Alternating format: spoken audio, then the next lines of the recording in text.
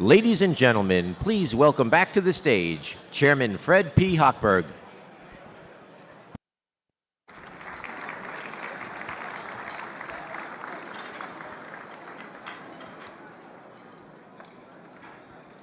You may notice that my glasses are a little dark. I was outside meeting the secretary and I forgot I had these glasses that turn dark. So I'm not trying to look cool or anything like that. I'm just trying to be able to read what I jotted down.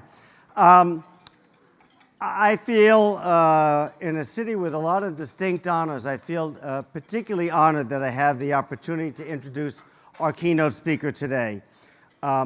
Secretary Kerry is a man I've known for more than 20 years. I first met him when he was in the mid to early 90s and admired him as a fierce and forward advocate for equality. And of course, everybody here knows Secretary John Kerry by his distinguished public career. He's a recipient of the Bronze and Silver Star, 5-term senator, presidential nominee, 68th Secretary of State. But I bet you not many of you know he was also a successful entrepreneur. Because before Secretary Kerry became Secretary Kerry, he was Chef Kerry, and he was the proprietor and head baker of a bake shop that made cookies in Faneuil Hall called Kilvert and Forbes. So I bet a few of you thought that the only baker to become Secretary of State was the name James, and now you know you're wrong.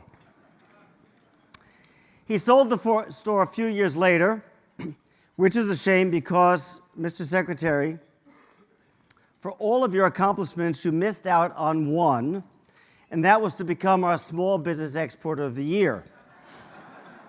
Now, you might not have won automatically because actually, Susan Axelrod of Love and Quiches, also a dessert company, is the winner of that award this year. So there was stiff competition. But from what I can tell and have known you for 20 years, you would have given Susan a run for her money. I also had the chance to work with the Secretary when he chaired the Small Business Committee, when I served as deputy and then acting administrator of the SBA under President Clinton. And so he's been a vigorous advocate, not only of baking, but of business people, small business, entrepreneur.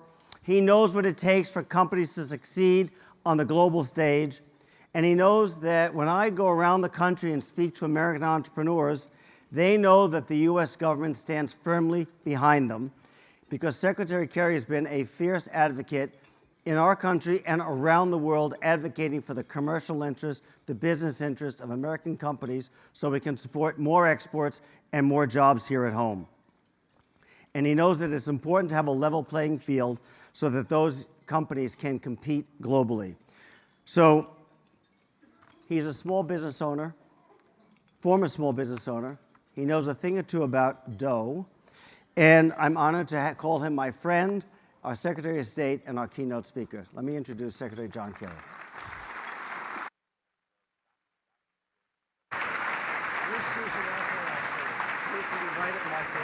Right up front. Thank you. Thank you very much. Thank you very much. Thank you. Thank you. Thank you very, very much. Thank you. Thanks a lot. Thank you very much. Thank you, Fred. Thank you all very much. Thank you very, very much. Thank you. Thank you for a standing ovation. Winston Churchill said the only reason that people stand and give a standing ovation is they desperately need an excuse to shift their underwear. So I know you all had a much more noble thought in mind. Anyway, I'm happy to be here. I'm very happy I didn't nose out Susan and Axelrod at any point in time, because if I had, I never would have become Secretary of State. So congratulations to her for winning the Small Business Entrepreneur. I'm a little embarrassed, Fred. Thank you very much for a generous introduction. I appreciate it very much. I more appreciate our friendship, and I thank you for your support through my political life and now through my non-political life as Secretary. I'm greatly appreciative, and I'm delighted to have an opportunity to share some thoughts with all of you here today. Fred's ability to find out about my foray into the cookie business gives you some sense of Exim's deep expertise in matters of business and personal affairs. I'll have to make sure that's as far as it goes. Fred was actually very diplomatic in not telling you more about that escapade because he didn't really mention that it was a triumph of hope and late night wine that gave me this notion that I was going to open this business in Faneuil Hall Marketplace. I actually was having a wonderful dinner at one of the establishments in Faneuil Hall. I hope many of you have been there.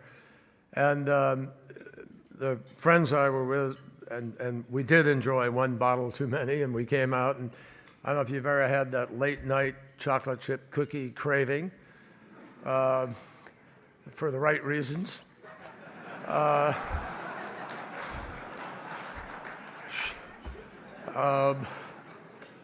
But at any rate, I came out of there and I was somewhat bored as a private sector attorney for a few years.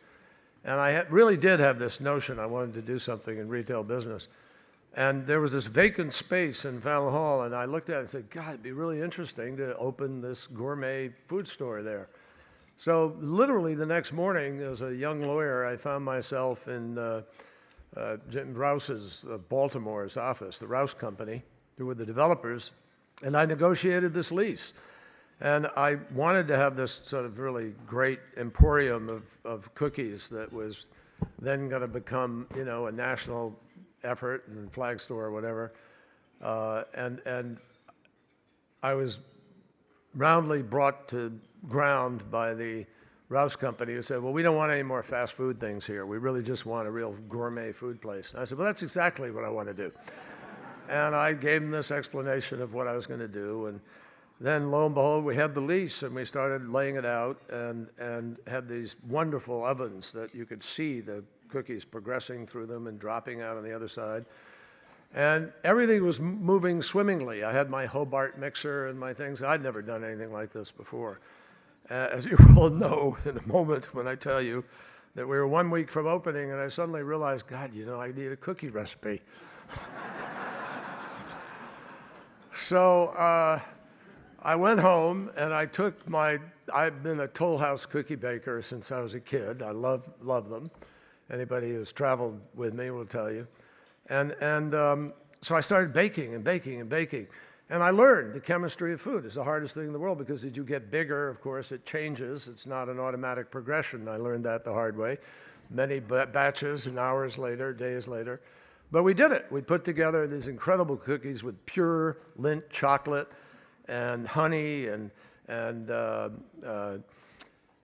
amazing all-natural ingredients. Everything was all natural. And within 1 year, I am proud to tell you, we won the Best of Boston for our cookies, for our macaroons, for our brownies, for our everything.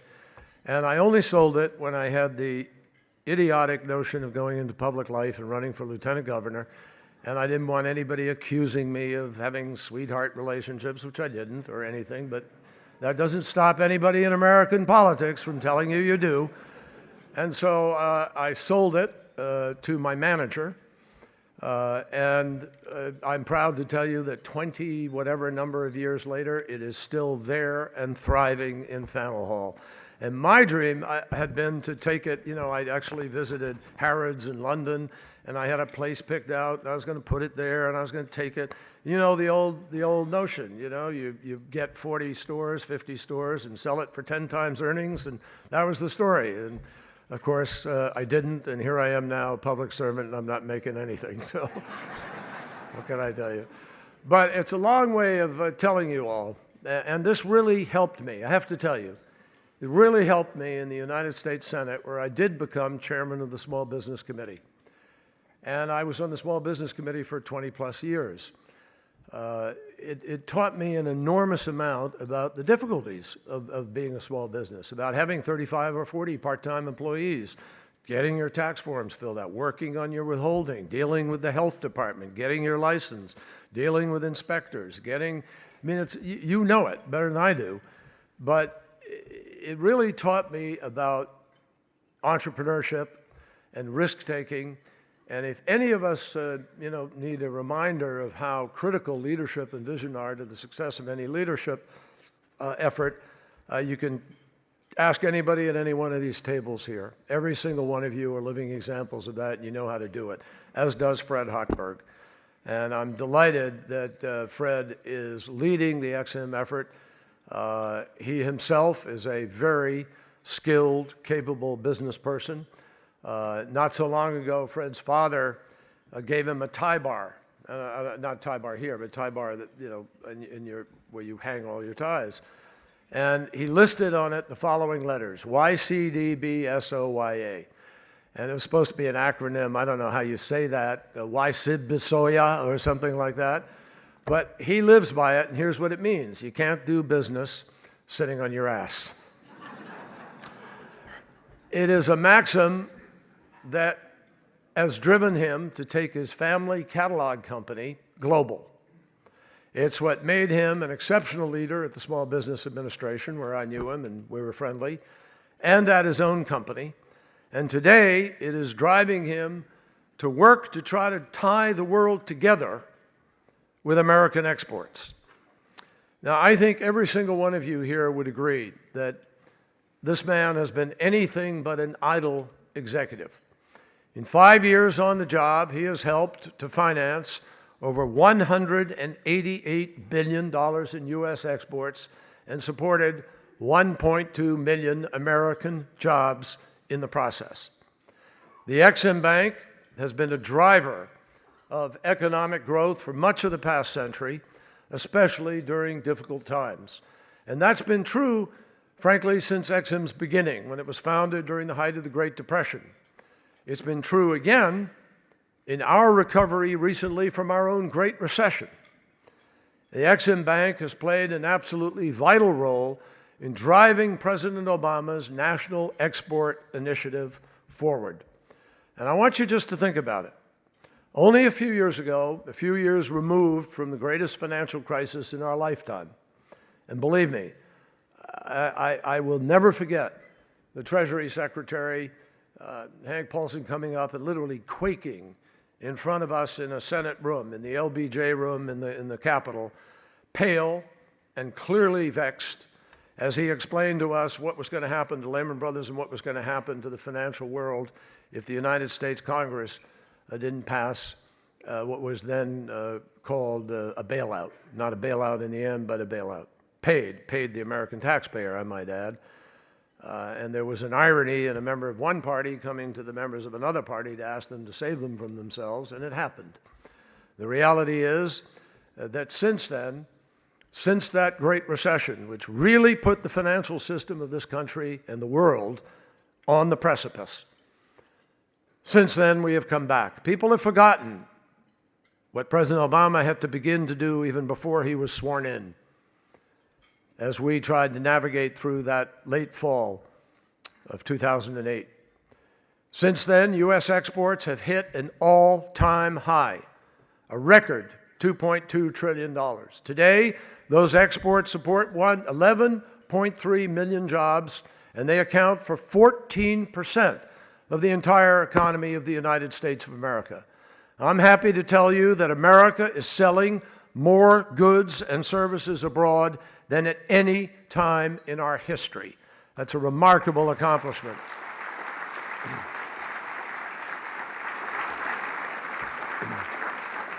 But let me make clear, that kind of recovery was by no means inevitable. It was the result of specific economic choices that we made at the federal level of our government. It was the result of strong partnerships between everyone at Exim and with so many of you out there and others who aren't here today. I want to thank the many business leaders in this room who have done so much to gain a bigger foothold for American companies overseas and to create opportunities for our workers here at home. And every American needs to understand, none of this money is a giveaway. It's not a gift program, it's not a charity, it's in our interest. We are not just promoting American businesses here at home, we're promoting American values where they reach abroad.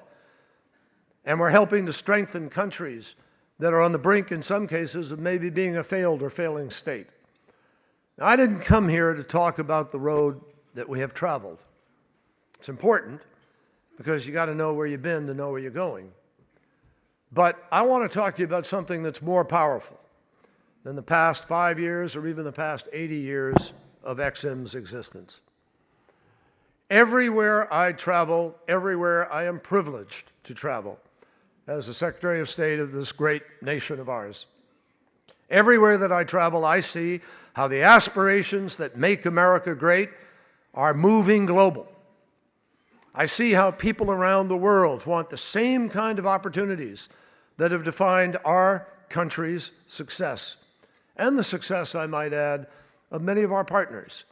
When I was in Kiev, walking the street down towards the Maidan recently, where the snipers had killed all of those protesters, I was struck by one man who came up to me, a Ukrainian, who said to me in pretty good English, said, "You know, I just came back from Australia, and I was motivated by what I saw there. I want people here in Ukraine to be able to live the way they're living in Australia." It was a personal witness to the possibilities of how life can be because of jobs and business and the ability to create a larger and larger middle class. Wherever I go, whether it's the Middle East or Asia or Africa, where I will be next week, I am engaged in efforts to ensure that the rise of the global middle class helps advance opportunity here at home. That's what it's about. As I said at my confirmation hearing last year, and as I tell our team at the State Department every single day, economic policy is foreign policy, and foreign policy is economic policy. What we do to invest abroad, to build businesses, to help people be able to export and import, all of that is the way you tap into the potential of people in the world. And that has never mattered more to our strength than it does right now. When more than half of the world's population is under the age of 30, when hundreds of millions of young people all over the world will enter the job market in the next decade, we honestly don't have a moment to waste. From Sao Paulo to Sana, all across the world, young people are more connected than ever before. All they need to do is flip on their mobile device, and they're in touch instantaneously with everybody, everywhere, all the time. They can see the kind of opportunities that are emerging across the world. They know the challenge of one country, and they share those challenges in another country. They understand particularly the disparities in wealth and the disparities in opportunity. And they see that they're just as real, and they experience them, believe me, every single day. What's worse, they fear that it's those disparities and not the opportunities that are going to define their future. Remember, folks, Tunisia's revolution was not born out of religious extremism or ideology. It was a fruit vendor who was frustrated with corruption and the inability to be able to sell his wares, and being slapped around by a policeman out of total frustration, out of not being able to touch that sense of independence and possibility, went and self-immolated in front of a police station. And that is what ignited a revolution that saw a 30-year dictator disappear and a country begin to kick off what we came to know as the Arab Awakening. In Tahrir Square in Egypt, it was not the Muslim Brotherhood. It was no religion. It wasn't Salafists. It wasn't Sunni and Shia. It was young people in touch with each other, texting each other, Googling, working their phones, that brought millions of people out there to throw off the yoke of corruption and open up a sense of possibility for the future. And then it happened again. It took another one because the government wasn't responsive to their aspirations and their needs. And Syria, where people are so upset and desperate about what is happening, that didn't begin. That wasn't, again, not a revolution in terms of religious backing or sectarianism. It was young people. The same thing that happened elsewhere. They went out into the street and said, "We want jobs. We want an education. We want a future. And when their parents went out with them after they were arrested the first time around, they were met with bullets and explosions, and the rest is history. I'm telling you, as sure as I'm standing here, that this connectedness is not capable of being put back in the bottle by any politician anywhere. And in the end, everybody is going to be affected by these hopes and aspirations. It's both a challenge, but it's a huge, huge opportunity for business. When you look at the different markets that are out there, half the world's population living on $2 a day or less, almost a huge proportion living on $1 a day or less. These are people who need schools, they need jobs, they need opportunity. We want these people to be able to reach for the brass ring and to be able to have their opportunity to be able to tap into that possibility.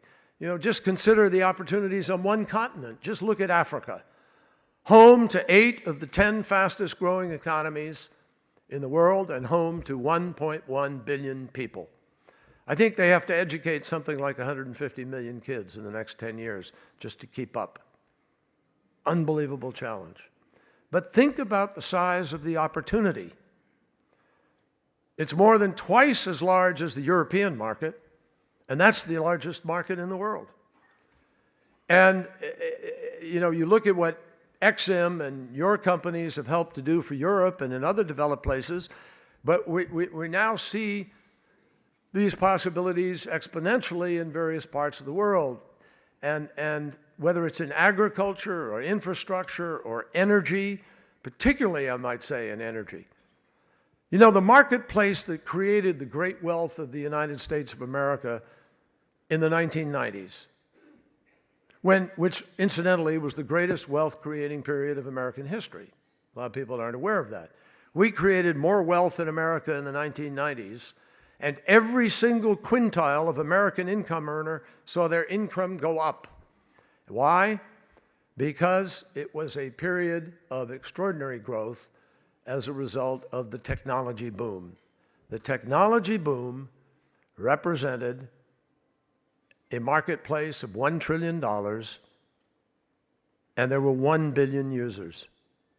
The energy market that I just mentioned is a $6 trillion market with 4 to 5 billion users today, and it will reach perhaps 9 billion users within the next few years.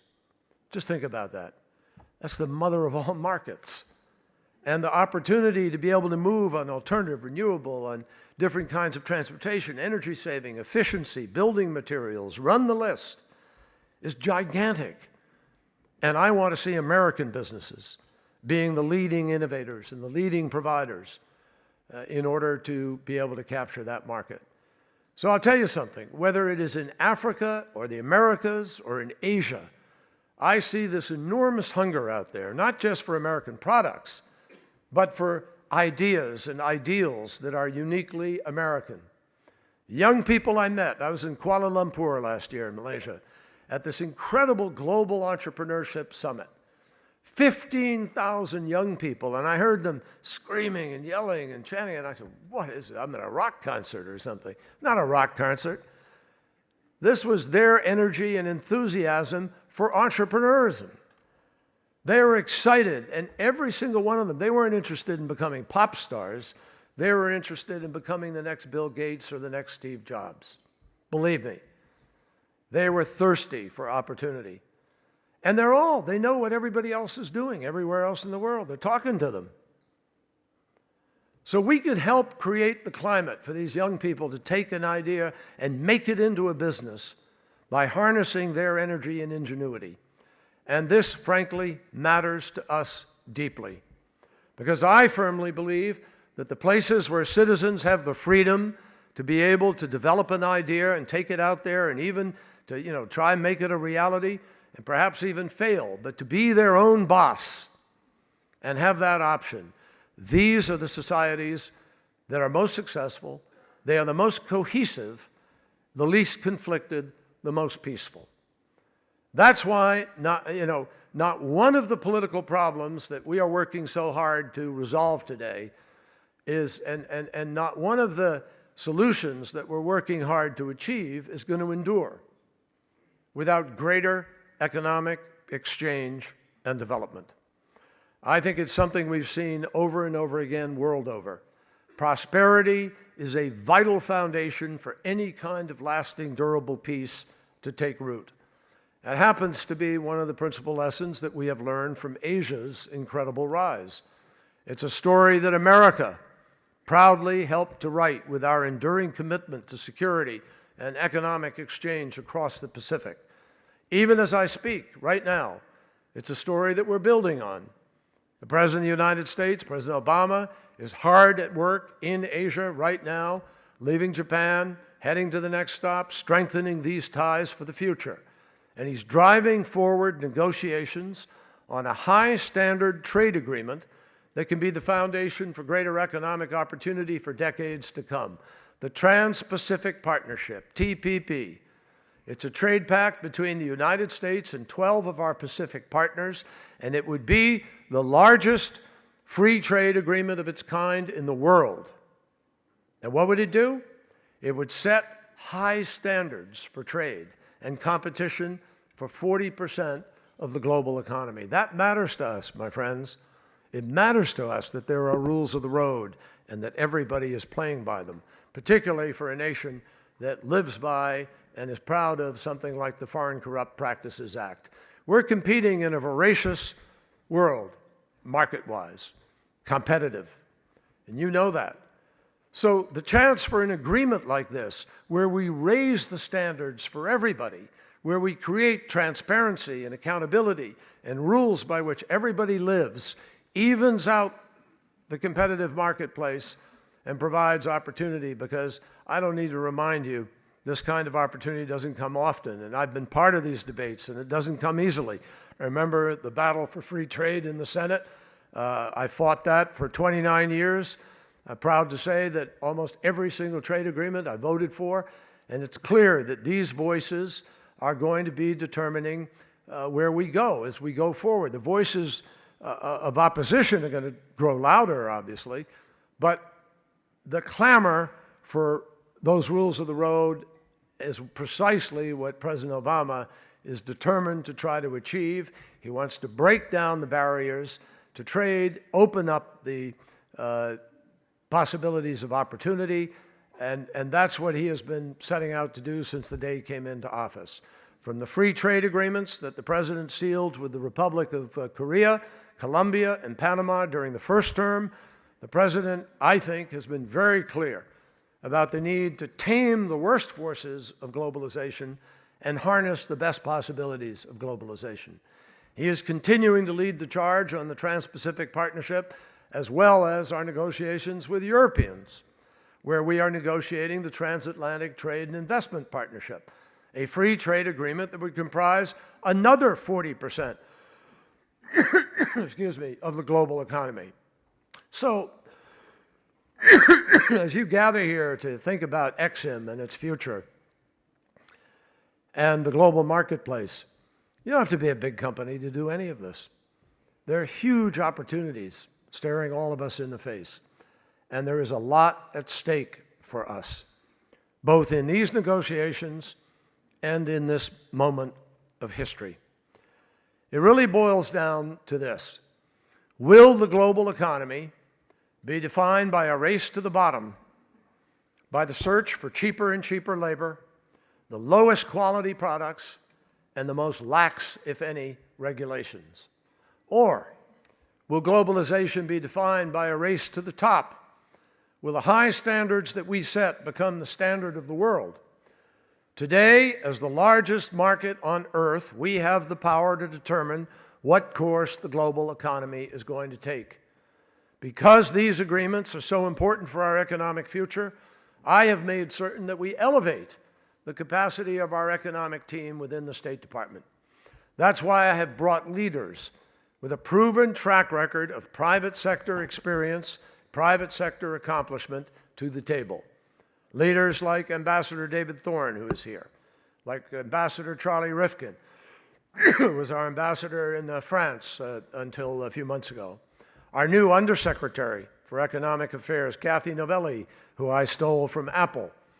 Former fund manager, Scott Nathan from Boston. They've all come to the table because they believe in helping to tame these worst forces of the marketplace and try to open up the best opportunities.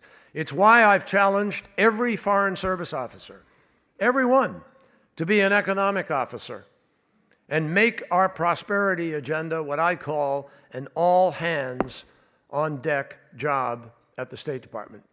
That's why we've partnered now with the Department of Commerce to bring foreign investment and private sector experience to our shores through Select USA to encourage people to come and invest in the United States. And that's why we're using the Direct Line program to connect American companies with opportunities to expand overseas by connecting them to economic insights of more than 15,000 ambassadors and diplomats around the world. That's what we're doing. We need you to tap into that. That's why together we're not only committed to leveling the playing field through the TTIP and the TPP, we're fighting corruption by advancing the Anti-Bribery Convention. That's why we're working with the Exim Bank to expand the President's NEI agenda into the NEI next phase, promoting American exports based on their quality and potential for innovation, rather than basing it on just how much they cost. That's why we're using public-private partnerships like the Palestinian Economic Initiative and the Partnership for New Beginnings to try to open up new possibilities for changing life on the ground for people who have seen little improvement in those lives over decades. And that's why the President started the Presidential Ambassadors for Global Entrepreneurship program to bring the insights of our most successful business people to entrepreneurs across the world. We're doing all of this because in the world we live in today, there are far fewer borders to trade and talent. And that means, and you know this better than anybody, our companies have much more competition. In the Cold War, when I grew up, the United States could actually make a bad business decision or a bad policy decision. We were the sole economic power after World War II. Everybody else was crushed or undeveloped. And now, today, it's totally different. We're not alone. There are other powerful economic entities on the planet, many of whom we helped make powerful through the Marshall Plan and other efforts of our values and ideals. But the result is there's more competition. We welcome that. I know you welcome that, because American companies are the most innovative in the world, our workers are the most productive, and we can compete against anyone. We understand that, and particularly if we have a fair playing field where there's an absence of corruption and a plethora of opportunity. When American companies are the most innovative in the world, and when our workers are the most productive, we can welcome competition. But when other governments are out there aggressively backing their own business, aggressively under the table in some cases and above the table in others, we need to be out there too, pushing back. And we need to be partners with you and your businesses every step of the way in order to make sure that we are able to win in a battle that is fair and square. We need to be fighting for a rules-based system that levels the playing field. And when 95% of the world's consumers, 95% of the world's consumers live outside of our market, that's exactly what our companies and our people need us to do. I have directed all ambassadors to promote American values, but also be powerful advocates for our economic interests. We are going to make certain that each of our posts and missions around the world have both a political and an economic mission, and they are joined at the hip. We need all the gears that drive economic growth driving in the same direction. The first part of that effort is going to be to tell our economic story, our incredible economic story. And that's a story that every one of you ought to be proud to go out and tell wherever we go. I know that wherever I touch down, whether it's in Tunis or Tokyo or anywhere in the world, the words made in America still mean something. They mean a lot. And that's because our economy is envied as the most innovative economy in the world. It is also the most resilient economy in the world, as we have seen in the aftermath of the Great Recession. And that is because it continues to adapt and change to meet new challenges, and because we have a greater free allocation of capital and movement of capital to ideas, and more people willing to take a risk and possibly fail in order to find an idea that works. So let's make certain that we, going forward, improve on that formula. Let's make certain that we build the partnerships that we need to create a shared prosperity in our country and around the world.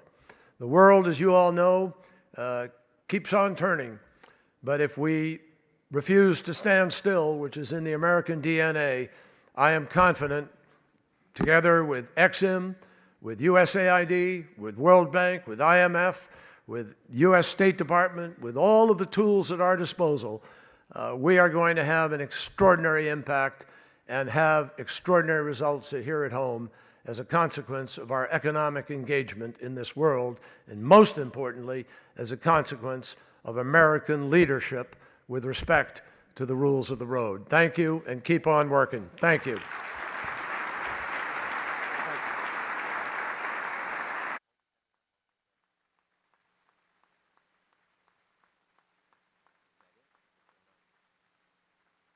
See this?